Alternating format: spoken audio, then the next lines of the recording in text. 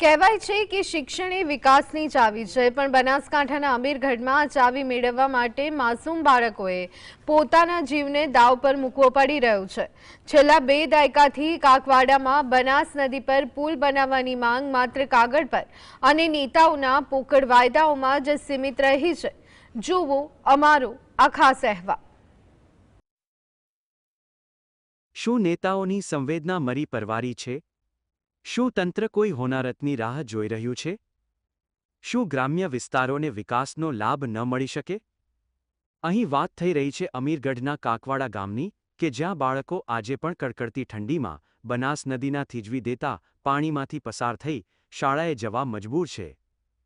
કાકવાડા ગામે બનાસ નદી પર પુલ બનાવવાની માંગ છેલ્લા 20 વર્ષથી અભેરાઈએ ચડાવી દેવામાં આવી છે। સત્તાધીશો અને રાજકીય નેતાઓ ચૂંટણી ટાણે રાજકીય રોટલા શેકવા માટે પુલ મંજૂર થઈ જશે તેવા જૂઠા આશ્વાસનો આપી ભોળી જનતાને છેતરી રહ્યા છે। ચોમાસામાં નદીમાં પૂર આવે ત્યારે વાલીઓ પોતાના સંતાનોને ખભે બેસાડી જીવના જોખમે નદી પાર કરાવે છે। હવે શિયાળાની ગાત્રો થીજવતી ઠંડીમાં પણ નાના ભૂલકાઓએ નદીના બરફ જેવા ઠંડા પાણીમાં ઉતરીને શાળાએ જવું પડે છે, જે અત્યંત શરમજનક બાબત છે। સરકારશ્રીને અપીલ કરું છું કે વર્ષોથી અમારે 15 વર્ષ પહેલી એક માગ ઉઠેલી હતી એના પુલિયાની માગ ઉઠેલી હતી। પુલિયાની કોઈ માગ પૂરી થતી નથી। મુહૂર્ત કરાઈ જાય 22માં અંદર, પરંતુ હજી કોઈ એનો નિકાલ આવ્યો નથી। અને અમને તકલીફ પડે, એના બચ્ચોને તણાઈ જવા મુશ્કેલી પડે વરસાદમાં બહુ જ ભયંકર। અમે વાલીઓમાં ફરફરાટ રહે।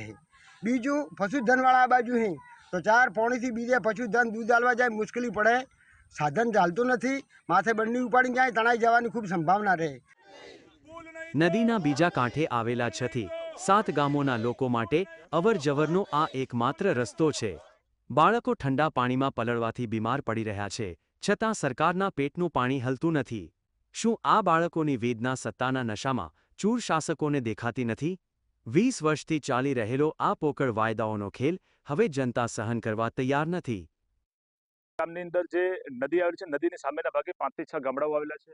આ તમામ ગામ લોકોની માંગ છે વર્ષોથી કે આ નદીની અંદર બ્રિજ બનાવવામાં આવે, પરંતુ સરકારને જગાડવા માટે અમે તમામ ગામ લોકો અને 5 થી 6 ગામના લોકો ભેગા મળી અને આજે રામધૂન પણ કરી છે કે સરકાર જાગે।